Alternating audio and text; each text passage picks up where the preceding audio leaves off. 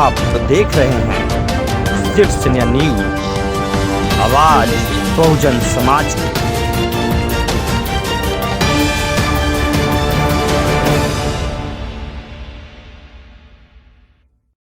आज का विषय है परिनिर्वाण उपरांत श्राद्ध कर्म के नाम पर कर्मकाज पाखंडवाद अंधविश्वास समय अब स्टार्ट हुआ है। वो तो मेरा भूमिका भैया का बहुत बहुत धन्यवाद। तो साथियों, ब्राह्मणवादी व्यवस्था में मर्दों को बात कर्म काज पाखंडवाद नहीं होता। आपका पाखंडवाद जिंदगी अवस्था में हो जाता है। यहाँ तक तो समझिए गर्भा अवस्था से स्टार्ट हो जाता है। कैसे हो जाता है? जब हमारे परिवार माँ बहने जो भी सदस्य कह लीजिए, सदस्य कह लीजिए, जब वो प्रेग्नेंट रहती है और ब्राह्मणवादी व्यवस्था के मनुवादी व्यवस्था के कहने पर, हिंदू धर्म के कहने पे आप सह जाती है, व्रत करती है, तो जो पेट में जो बच्चा पल रहा है उसका भी इफेक्ट होता है, वह भी प्रभावित होता है। तो उससे भी बचना चाहिए। जब बच्चा जन्म लेता है तो आप चले जाते हैं पंडित जी के यहाँ ग्रह नक्षत्र और नाम रखवाने, तो नाम रखता है गनौरा, धेगौरा, मंगरुआ, झगड़ुआ, लगड़ुआ, ताकि उससे भी पता चल जाता था जे कौन कौन जात के लोग। अगर थोड़ा पैसा वाला हो गए तो बता देता है जे आपके तो बेटा के ग्रह नक्षत्र हो गया, सतैसा हो गया, तो कुछ हो गया, कुछ हो गया। मतलब ग्रह बताने वाला भी ब्राह्मण और ग्रह उतारने वाला भी ब्राह्मण। आप दुहाते रहिए, पैसा देते रहिए। सतैसा में पड़ गए, सतैसा ग्रह उतारिए। हम लोग कहे पंडित जी क्या नहीं गए तो कोई सतैसा हमारा बेटा बेटी के काम है, सब ठीक है। छठ पवनी के ठकुआ के रसाज का मंच पे लगा के खाए थे जनाथ भाई गवाही, और घर में लाकर परिवारों को खिलाए थे। तो हम लोग कोढ़ी नहीं फूटा, हमारा पत्नियों के नहीं फूटा हुआ, परब उरब छोड़ दिया। और तब से हमको कुछ सम्मानों देने लगी है जो हमारा लोग देवता रहुए हैं। लेकिन हम आजो देखते हैं जो तीज करती है वो पति को नहीं मानती, तो फायदा हमको भी हुआ। समझ गया ना? तो साथियों, अंधविश्वास पाखंडवाद में हम लोग जन्म लेते हैं तभी से पड़ जाते हैं। शादी विवाह में जब ब्राह्मणवादी व्यवस्था से शादी विवाह करते हैं तो ब्राह्मण जो मंत्र पढ़ते हैं, अगर जान जाइएगा तो उनको लाठी मार के बेलगा दीजिएगा। उसमें भी यश मिलता है, उसमें भी अपमानजनक शब्द है। मैं माइक से नहीं बोल सकता, अगर जिन साथी को लगेगा मोबाइल में दिखा देंगे। ऐसा ऐसा शब्द है, लेकिन हम लोग जानते हैं जो पंडित जी आगल थी ना, लेकिन यह नहीं जानते जो 7वां पास 5वां पास पंडित जी या ये दिए इंजीनियर को पढ़ा रहा है। अरे उनमें ज्यादा पढ़े लिखे लोग तो नौकरी में चले गए। कब पढ़ लो कहीं उपाय नहीं हुआ तो धंधा अपना रहे। तो साथियों, उनका वह धंधा है। हम लोग लगता है जो 100 शादी विवाह इस बाबा अंबेडकर साहब के साक्षी मान के करा दिए होंगे डॉक्टर इंजीनियर को। तो विद्वान लोग हम लोग यह काम कर रहे हैं, ऐसा करना चाहिए। तो साथियों, अंधविश्वास पाखंडवाद से बचना चाहिए। अभी टीटा मत करो। और उसके बाद आप ही समझिए, आपके लिए भी दवाई है। जब कोई आदमी मर जाते हैं, माँ बहने सुनिए, तो कहते हैं जो राम नाम सत्य है, गंगा माई की जय। मर गई थी कुसमी माई, और नाम लीजिएगा गंगा माई। साथियों, राम नाम सत्य है, राम भगवान के नाम है। तो किसी के शादी विवाह में राम नाम सत्य बोलिए ना, 32 दांत बाहर का। तो इससे प्रूफ होता है कि राम भगवान के नाम नहीं है। और राम का जन्म जानिएगा खीर खाने से हुआ। खीर खाने से बच्चा पैदा होता है। तो साथियों, और जितने भी देवी देवता हैं उनका माता पिता का आपका पता नहीं चलेगा। आप सर्च करके देख लीजिए, कोई घायले में से, कोई खीरे खाए से, कोई मछली से, कोई मछलिए से, कोई हिरैने से, कोई बेंगे से, मतलब उनका अलग अलग ये होता है। तो साथियों, असली देवता को पहचानना चाहिए। माता पिता से बढ़ के कोई देवी देवता नहीं है। कोई आदमी मर गए तो राम नाम शब्द नहीं बोलना है, जीवन मृत्यु शब्द है वह बोलो। हम सभी जानते हैं एक दिन आपको भी मरना पड़ेगा, हमको भी मरना पड़ेगा, सबको एक न एक दिन मरना है। तो जीवन मृत्यु शब्द माता जी हुआ कि नहीं हुआ? तो बोलिए, जीवन मृत्यु शब्द है। और जो आगे मर जाते हैं उनके नाम लेके जयकार मनाइए, उनके नाम लेके अमर रहे कहिए, ताकि पता चल जाएगा जो फलाने गांव में फलाने आदमी मर गए। अब वहां घाट में जाते हैं तो आग देखिन बढ़ के बेटा, और छोटका मझला की कहाँ से थे? बाबू मर जाती तो बड़का, और माँ मर जाती तो छोटका, और मझला कहाँ से थी? वो मुर्घतिया गरतिया पर से उखड़ गल थी जो आग न देती। तो इससे भी बचना चाहिए। मृत शरीर को डिस्पोजल करना है लाश के, तो दफनाया जाता है, पानी में डुबाया जाता है, या तो जला दिया जाता है। तो वैसा कीजिए।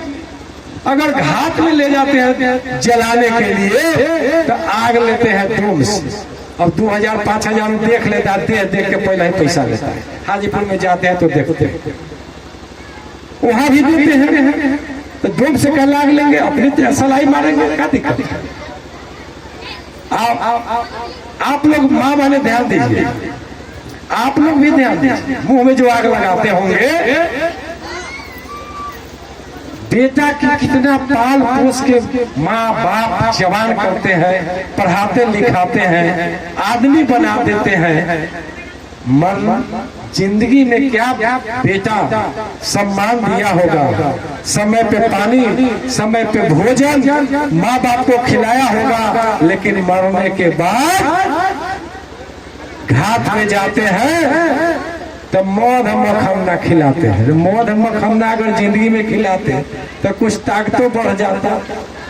तो मौध मखमना जिंदगी में तो दिया नहीं आपने, लेकिन मरने के बाद कहते हैं मौध मखमना लगो बाबू खपथे, माँ खपथे, आ बाबू माँ खाए तो थी दहिना हाथ से आई खियावे लुल्ला, बाया से खिलाते हैं, माया हाथ से बाबू माँ को मुंह में खिलाते हैं।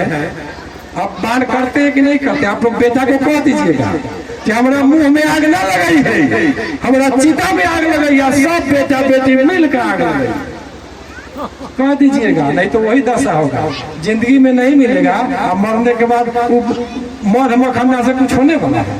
पुतहुआ बेटिया सब लोग समझिए। तो वहां भी करते हैं। अब पूरा जाना, उसके बाद कहेगा जब मुंह में आग लगावा तो बेटा थी 5 बेर घूरा, अब मुंह झोंका। कोई गलती कर देता है तो कहते लौटते बेटा मुंह झोंका, तो बहुत बड़ी गलती करे। लेकिन वहां बाप को बेटा मुंह में आग लगा रहा है, थोड़ा जिंदगी में कितना पानी खिलाया होगा, मरने के बाद भी मुंह में लगाते अपमान करते हो। तो उससे भी बचना चाहिए। और वहां से जब आप आते हैं तो कहते हैं अंतिम संस्कार करते हैं। जिनको साथियों अंतिम संस्कार हो गया, बाद में क्या संस्कार बचता है? तो वहां से आते हैं तो डोरा डोरी कफन पीतमरी बांध के आते हैं। यहाँ आइएगा तो घर में अगर परिवार है, कन्या जनाना पत्नी जो भी कह लीजिए, देखो बड़का गो 2 मिनट बड़का गो चक्कू धरा दे। कल आज हमारा हिनका बोल कहीं माए मर गलथिन है, बाबू मर गलथिन है, प्रेत हो गए होंगे, तो आएंगे तब बाबू माँ के कला चक्कू घोट दे, इसीलिए चक्कू धराते हैं। हमारा भाई नौकरी में वो आए तो उनका हम तो भाई कुछ नहीं किए, पूरा नया कपड़ा, हमारे मुकेश जी बैठे हुए सब लोग नया पैजामा कमीज उत्तर होकर उजला कलर के सब लेके आए। अब ई उनका लगलन उनका लगा पत्नी के जब एगो चाकू धरा दे छी, लेकिन जल्द जब भैया तो बिगड़ जाएंगे, तो मने मने पते पूरे घर में पतिया हमारा वाइफ कर रही थी, तो नहीं तो कहा कुछ हो, सब कुछ ठीक ठाक है, तो वहां भी चाकू धरा देते हैं। और उसके बाद क्या कहेंगे, ले आइए कुम्हार कल से कपटी, बाबू माँ जिंदा थे तो थाली में खाते थे, अब मर गए तो कपटी में खाएंगे। अब वो कहा घरे ना मुर्घतिया पर करा के झूठ पर, उसको क्या कहते हैं कौड़ा। माँ मर गए, बाबूजी मर गए, भाई मर गए, क्या वो कुत्ता हो गए जो उनको कौड़ा देने जाते हैं घर से 1 किलोमीटर दूर मुर्घतिया पर।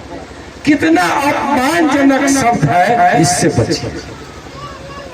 उतने माता पिता से अगर प्रेम है, अब मरने के बाद भी अगर खिलाना चाहते हैं, पूजा करना चाहते हैं, तो ऐसे लोगों से निवेदन करता हूं जो उनके तस्वीर अपने आंगन में अपने घर में रखिए, और जो उनके लिए प्रसाद बनाते हैं उन प्रसाद उनको चढ़ा करके और पूरे परिवार खा लीजिए, वह न पूजा हुआ।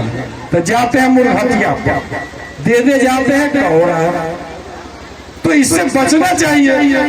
यही समझाने के लिए हमारे अशोक भाई ने शिविर लगाया, और खटिया चौकी पलंग पतिहार चावल दाल बोरा के बोरा दान करते हैं।